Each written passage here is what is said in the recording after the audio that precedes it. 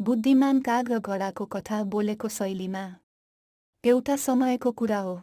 गर्मीको दिन थियो। आकाशमा ठुल्ठुला घाम लागेका बादलहरू तर पानी छैन। नदीहरू सुकेका छन्। पोखरीहरू खाली छन्।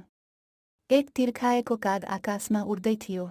हाउ हाउ, मुख सुक्दै गयो। पानी कहाँ छ र? उसले एक पुरानो घरको आँगन देख्यो। र त्यहाँ के देख्छ? एउटा पुरानो माटोको घडा। काग निकै खुसी भयो। अब त पानी पिउँछु भनी सोच्छ। तर जब घडामा हेर्छ पानी त धेरै तल छ। ओहो, अहिले त नपुग्ने रहेछ। तर त्यो काग त कति चतुर नि। उसले वरिपरि हेरेर ससाना ढुङ्गा टिप्छ। एक ढुङ्गा, दुई ढुङ्गा, तीन ढुङ्गा गर्दै गर्दै घडामा हाल्न थाल्छ।